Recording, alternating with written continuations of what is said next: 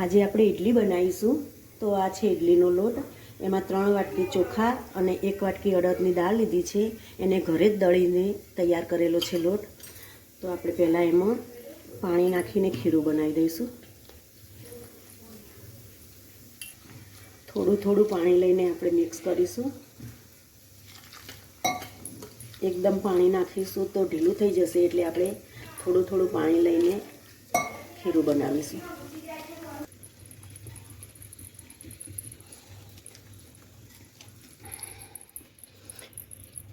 આ રીતે હલાવ્યા કરવાનું, ગાંઠો ના પડે એનું ખાસ ધ્યાન રાખવાનું।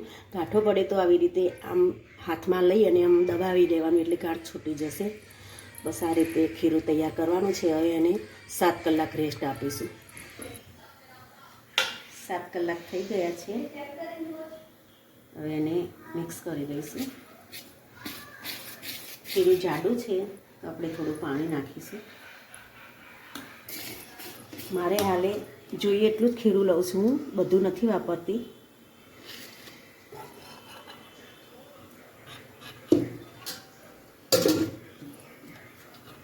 હવે એમાં પાણી નાખીને થોડું ઢીલું કરીશું।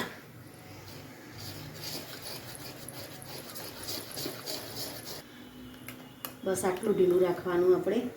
હવે એમાં પ્રમાણસર મીઠું નાખીશું। પાણી ઉકળવા મૂકી દીધેલું છે, અંદર સ્ટેન્ડ મૂક્યું છે। હવે ઇડલીના સ્ટેન્ડમાં આપણે ઇડલી મૂકીશું। તો થોડાક સાજીના ફૂલ નાખીશું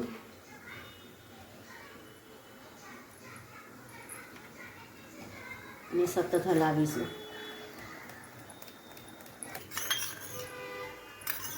આ લીંબુના ફૂલ છે એ નાખીશું, એટલે ઉભરો આવશે આ રીતે। એ આ ઉભરો આવે એટલે તરત જ સ્ટેન્ડમાં મૂકી દેવાની ઇડલી।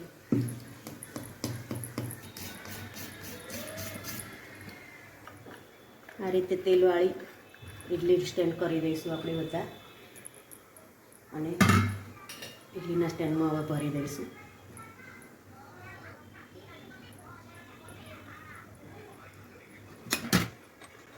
આ રીતે બીજું સ્ટેન્ડ ભરાવી દઈશું હવે।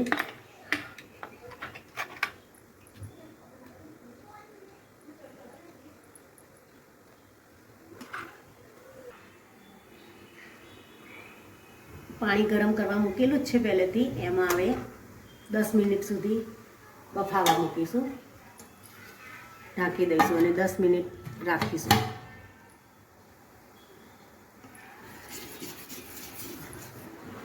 આ બાજુ દાળ બાફવા મૂકેલી છે, તુવરની દાળ હતી।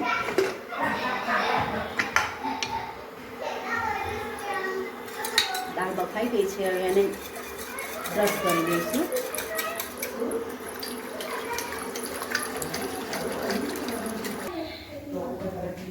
એમાં ગરમ પાણી નાખીશું, એટલે દાળ ઠરી ના જાય। ગરમ નાખીએ ને તો દાળ ઠરી ના જાય, એટલા માટે આપણે ગરમ નાખીશું। હવે એક રસ કરી દઈશું। હવે મસાલો કરીશું। પ્રમાણસર મીઠું નાખીશું,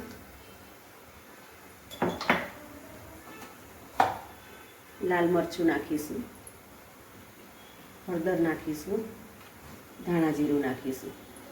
જે પ્રમાણમાં તમારા ઘરમાં ખાતા હોય એ પ્રમાણે મસાલા કરવાના।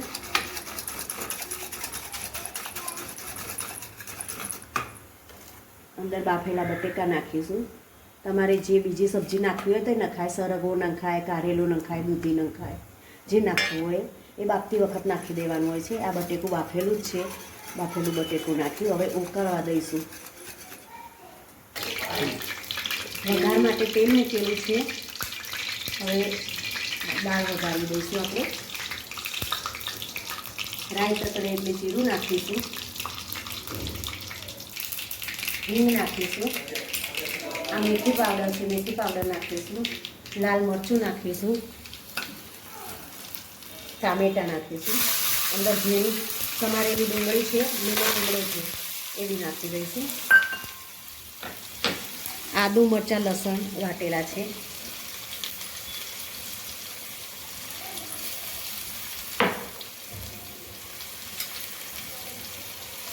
હલાવીશું હવે।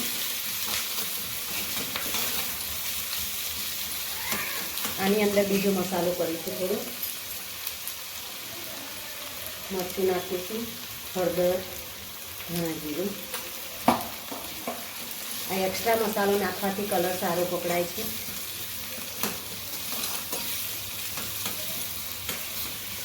થોડું ચડવા દઈએ.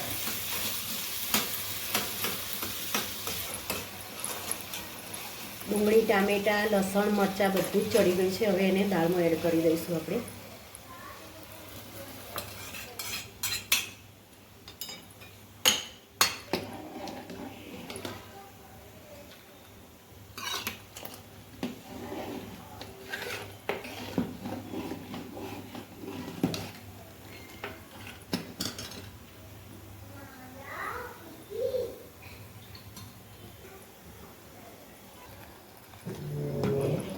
આપણી દાળ, સંભારની દાળ તૈયાર થઈ ગઈ છે. હવે છેલ્લે લીંબુ નાખીશું આપણે.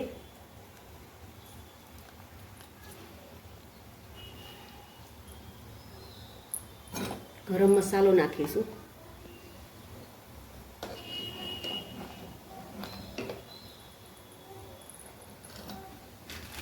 અને છેલ્લે બંધ કરતી વખતે સંભાર મસાલો છે, 1 ચમચી ભરીને સંભાર મસાલો નાખી દઈશું. આનાથી એકદમ ટેસ્ટી બનશે, બજાર જેવી જ લાગશે તમને. તો ઇડલી સંભાર આપણો તૈયાર છે.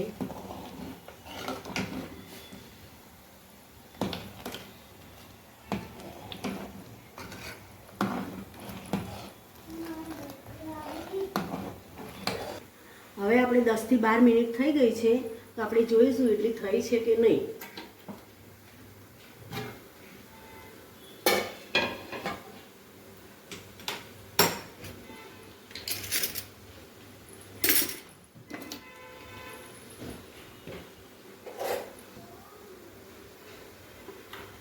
ઇડલી તૈયાર છે. જોતા અડતું નથી, ચપ્પાને ચોંટતું નથી, એટલે આપણી ઇડલી તૈયાર થઈ ગઈ છે. હવે એને નીકાળી દઈશું.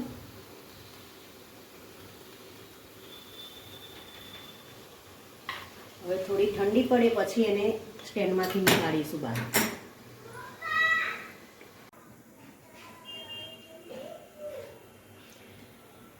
ઇડલી થોડી ઠંડી થઈ ગઈ છે, તો હવે એને ચમચી વડે નીકાળી દઈશું આપણે.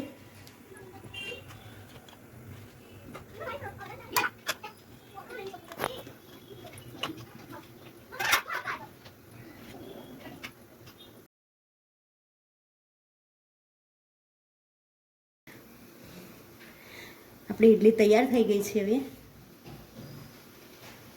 હવે સર્વ કરીશું.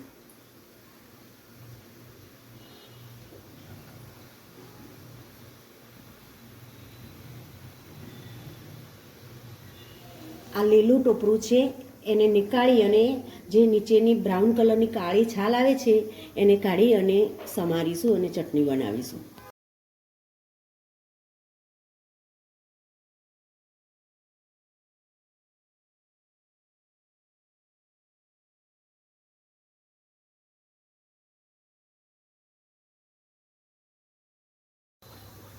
હવે આના ઝીણા ટુકડા કરીશું.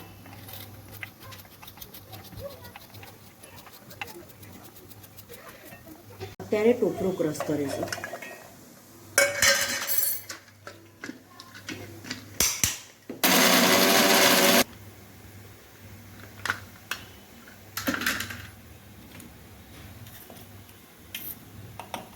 મરચાં નાખીશું.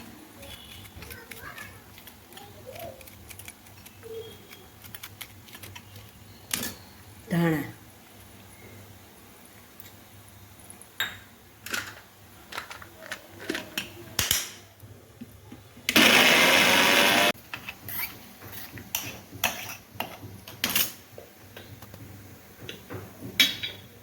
દહીં,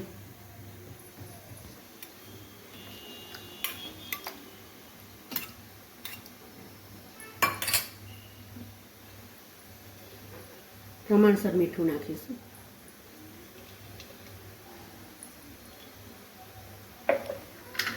ફરીથી ક્રશ કરીશું.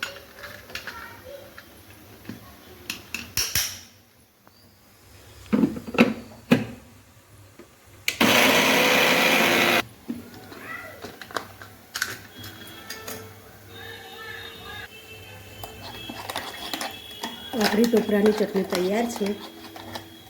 હવે એને સર્વ કરીશું. ઇડલી સંભાર તૈયાર છે. તમને મારી રેસીપી ગમી હોય તો સબસ્ક્રાઈબ કરજો, લાઈક કરજો અને શેર કરજો.